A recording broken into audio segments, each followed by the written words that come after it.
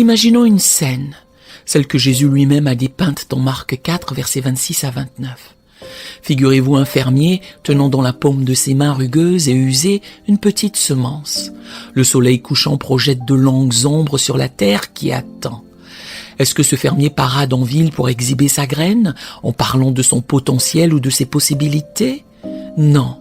Il se rend plutôt dans son champ, choisit un endroit et y plante la graine, à l'abri des regards. C'est un acte de foi secret et silencieux entre lui, la graine et Dieu. Puis, avec le temps, grâce à des soins et une patience nourricier, la petite graine germe. Elle pousse. Elle devient une plante portant des fruits qui nourrissent beaucoup de gens. Cette graine ressemble beaucoup à nos rêves, nos plans, nos buts. Aujourd'hui, je voudrais vous parler d'un sujet dont on n'entend pas souvent parler. Pourquoi ne jamais dire à qui que ce soit ce que vous projetez? Nous vivons à une époque où tout ce que nous faisons semble être diffusé.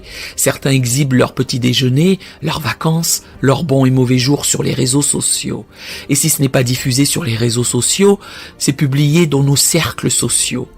Très souvent, nous parlons trop. Nous sommes-nous déjà demandé, ai-je vraiment besoin de tout dire à tout le monde? Eh bien, je suis là pour vous dire que tout dire à tout le monde n'est pas sage. Il faut faire attention à cela. Jacques 1, verset 19 nous rappelle. Sachez-le, mes frères bien-aimés, ainsi que tout homme soit prompt à écouter, lent à parler, lent à se mettre en colère. Avez-vous déjà vu un oisillon dans son nid au perché dans un arbre? Quand il naît, il est faible et ne peut pas encore voler. Il a besoin d'être à l'abri de tout ce qui pourrait le nuire, tels les chats, les chiens ou même les humains. C'est pourquoi les oiseaux construisent leurs nids dans des endroits secrets. Ces nids cachés sont là où les oisillons deviennent plus forts, apprennent à voler et se transforment en grands oiseaux. Cela ressemble un peu à ce que la Bible dit dans Matthieu 6, verset 6. Jésus nous dit « Mais quand tu pries, entre dans ta chambre, ferme ta porte et prie ton Père qui est là dans le lieu secret. Et ton Père qui voit dans le lieu secret te le rendra. » Que signifie cela pour nous? Cela indique que notre lieu secret, comme le nid de l'oisillon, est un endroit vital. Le lieu secret peut être votre lieu de prière ou un coin tranquille sous un arbre où vous lisez votre Bible. Il peut être à l'intérieur de votre cœur, là où vous parlez à Dieu. Ce lieu secret est à l'écart du bruit, des regards et des paroles des autres. Ne s'y trouve que Dieu et vous. Dans ce lieu secret, vous pouvez grandir, en apprendre davantage sur Dieu et solidifier votre foi. Tout comme l'oisillon qui se fortifie dans le nid, tout le monde n'a pas besoin de voir cette croissance se produire. L'oisillon n'invite pas tout le monde à voir son nid. Cette croissance est quelque chose de spécial entre vous et Dieu. Tout comme l'oisillon, un jour, nous serons prêts à voler. Un jour, nous serons en mesure de donner notre témoignage ou de retracer une partie de notre parcours. Mais le timing de Dieu est crucial. Prenons un instant pour examiner un homme nommé Néhémie dans la Bible. Néhémie était un bûcheur acharné, occupé à reconstruire le mur de Jérusalem. Un jour, pendant qu'il travaillait, certaines personnes ont essayé de le désorienter. Elles l'ont appelé pour qu'il descende et arrête sa besogne. Or, Néhémie savait que s'il s'arrêtait pour les divertir, son labeur décisif ne serait pas terminé. Néhémie 6, verset 3. Je leur envoyai des messagers avec cette réponse. J'ai un grand ouvrage à exécuter et je ne puis descendre. Le travail serait interrompu pendant que je le quitterais pour aller vers vous. Néhémie ne s'est pas laissé distraire. Il savait que son ouvrage était capital. Il n'a pas dit à tout le monde ce qu'il faisait ou comment il le faisait. Il est resté concentré sur sa tâche. Nous pouvons beaucoup apprendre de Néhémie. Tantôt, nous nous laissons trop facilement être égarés. Quand nous parlons de nos plans ou de ce que nous faisons aux gens, ils peuvent tenter de nous en détourner. Ils peuvent même ne pas comprendre ou dire des choses qui nous attristent ou nous rendent confus. Il nous faut éviter tout cela. Voilà pourquoi, de temps à autre, il est bon de garder nos plans pour nous, d'écarter les diversions, car cela pourrait entraver notre réussite. Rappelez-vous, lorsque vous avez quelque chose d'essentiel à faire, vous avez le droit de garder cela entre vous et Dieu. Vous n'avez pas à le communiquer à tout le monde. Comme Néhémie, restez concentré sur votre tâche ou objectif et ne laissez pas les autres vous dérouter. lutter. Continuez à bosser dur, Dieu voit vos efforts, même si personne d'autre ne les voit. Marc chapitre 8, versets 22 à 26. Ils se rendirent à Bethsaïda et on amena vers Jésus un aveugle qu'on le pria de toucher. Il prit l'aveugle par la main et le conduisit hors du village. Puis il lui mit de la salive sur les yeux, lui imposa les mains et lui demanda s'il voyait quelque chose. Il regarda et dit « J'aperçois les hommes, mais j'en vois comme des arbres, et qui marchent. » Jésus lui mit de nouveau les mains sur les yeux, et quand l'aveugle regarda fixement, il fut guéri et vit tout distinctement. Alors Jésus le renvoya dans sa maison en disant « N'entre pas au village ». Nous voyons ici qu'après avoir guéri l'aveugle, Jésus lui dit « Ne va pas au village et ne le dis à personne ». Jésus savait quand il était temps de faire les choses. Il savait aussi que de temps en temps, il valait mieux taire les choses. C'est également une bonne leçon pour nous. Encore une fois, cela nous montre que nous ne devons pas tout raconter à tout le monde. Même Jésus, qui faisait des choses incroyables, choisissait parfois d'être discret. Tout comme Jésus, nous pouvons être sages et décider quand il est temps de parler de nos plans aux gens et quand il vaut mieux les passer sous silence. Nous n'avons pas toujours besoin de leur faire tout connaître, de leur révéler tous nos faits et gestes. Il vaut mieux tout bonnement continuer notre activité et laisser ce que nous faisons parler de lui-même. Être sage implique savoir quand parler et quand se taire. Tout le monde n'a pas à tout savoir sur nos projets ou actions. Soyons sages tout comme Jésus l'était. Il y a une belle phrase dans la Bible, dans le psaume 27, verset 14. « Espère en l'Éternel, fortifie-toi et que ton cœur s'affermisse. Espère en l'Éternel. » C'est un rappel pour nous d'être patient, d'attendre le moment parfait de Dieu, tout comme une fleur ne s'épanouit pas aussitôt après avoir été plantée. Nos plans et nos rêves prennent aussi du temps pour grandir. Dieu connaît le meilleur moment pour toute chose. Nous pouvons lui faire confiance. Nous n'avons pas à nous précipiter ou à nous impatienter. Il est normal d'attendre. Il est normal d'être patient. Être dans l'attente ne dénote pas l'obligation de dire à tout le monde ce que nous attendons. Quand le bon moment viendra, nos plans se réaliseront. Attendons le moment parfait de Dieu.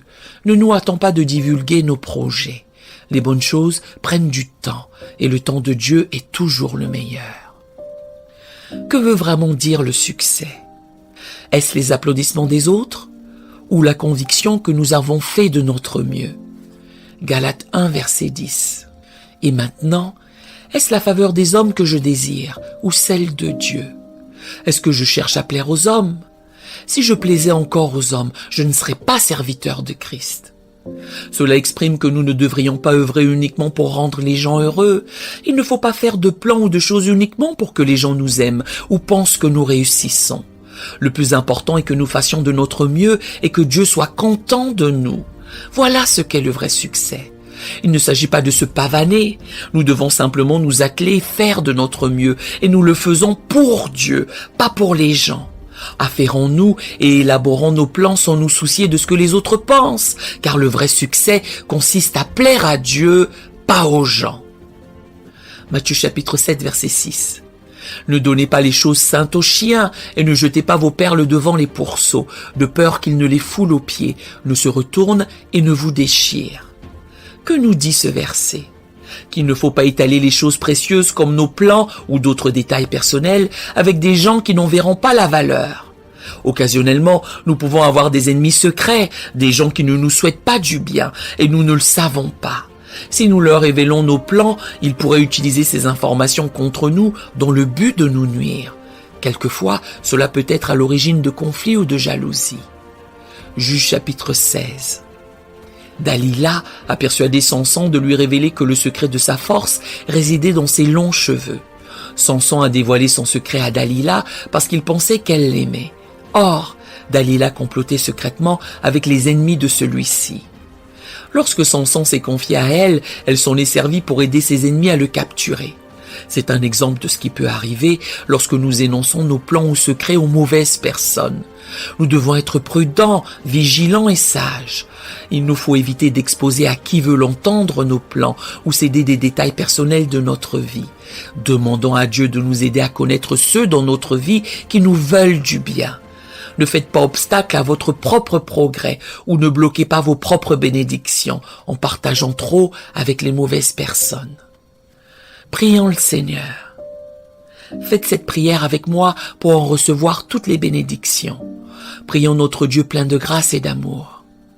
Père céleste, tu es grand, tu es le créateur du ciel et de la terre.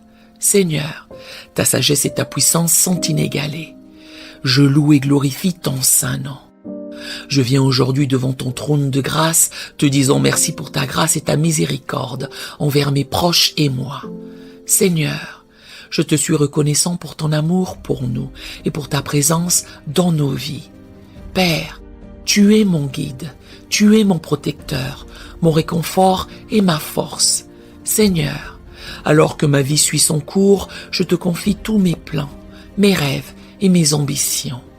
Je prie pour avoir la sagesse et le discernement pour savoir quand révéler mes plans et quand les garder pour toi.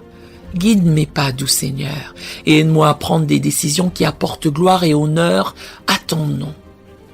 Puissé-je, par mes actes, mes paroles et mes décisions, te plaire en reflétant ton amour, ta sagesse et ta justice. Seigneur, je présente aussi devant toi les personnes qui me sont chères aujourd'hui. Je prie pour que tes bras protecteurs les couvrent. Protège-nous des distractions, des critiques inutiles et de tous les stratagèmes de l'ennemi destinés à nous faire tomber. Je déclare au nom puissant de Jésus que toute arme forgée contre nous est sans effet. Je tiens ferme contre tous les plans de l'ennemi visant à nous dissuader ou à nous décourager et je réprouve de tels plans au nom puissant de Jésus. Père céleste, je me couvre ainsi que mes proches du précieux sang de Jésus. J'invoque le sang de Jésus sur nos plans, nos rêves, notre santé, nos finances et nos espoirs. Je déclare qu'ils sont sains et saufs entre tes mains. Seigneur, je m'oppose à tout esprit de crainte et de doute qui menace de m'éloigner de ta volonté, au nom de Jésus. Je réprouve l'esprit de découragement alors que je place ma confiance en toi. Seigneur, je te remercie parce que ceux qui sont avec moi sont plus nombreux que ceux qui sont contre moi. Je te suis reconnaissant car tu es toujours à mes côtés et tu me guideras, me protégeras et me béniras dans toutes mes entreprises. Père, je prie aussi pour avoir la patience d'attendre ton timing parfait en toutes choses. Je réprouve l'esprit d'impatience au nom de Jésus. Je te remercie parce que ton timing est parfait et qu'en tout temps, tout se mettra en place magnifiquement et parfaitement. Je te remercie de me donner une compréhension plus profonde de ce que traduit le vrai succès. Puissé-je avec mes proches ne jamais chercher la validation du monde, mais de toi, notre Dieu. Aide-nous à nous efforcer de te plaire en tout ce que nous faisons. Je déclare qu'en travaillant avec diligence et en te faisant confiance, le succès sera notre part selon ta volonté. Père, tu es mon rocher, ma forteresse et mon libérateur. Je t'aime, Seigneur, et je me soumets à ta volonté parfaite. Je te remercie, Seigneur, d'entendre et de répondre à ma prière. Bénis tous ceux qui m'entendent, où qu'ils soient et d'où qu'ils viennent, au nom précieux et puissant de Jésus. Amen. Nous aimerions vous donner l'opportunité de faire de Jésus le Seigneur de votre vie. Voulez-vous bien prier avec moi? Dites, Seigneur Jésus, je me repens de mes péchés. Viens dans mon cœur.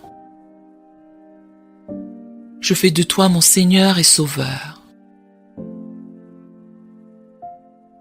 Et merci, Seigneur, pour le baptême du Saint-Esprit en moi. Dans le nom de Jésus. Par cette simple prière, nous croyons que le Saint-Esprit vous conduit sur le chemin de la nouvelle naissance. Allez dans une bonne église qui est basée sur la Bible, donnez à Dieu la première place. Nous espérons de tout cœur que ce message vous encouragera. Si vous connaissez quelqu'un qui puisse être encouragé, s'il vous plaît, envoyez-le lui. Édifions le corps de Christ ensemble. Nous publions régulièrement des messages, des shorts et des prières. Appuyez sur la cloche des notifications pour vous le rappeler. Merci infiniment de nous soutenir en vous abonnant à notre chaîne. Que Dieu vous bénisse merveilleusement.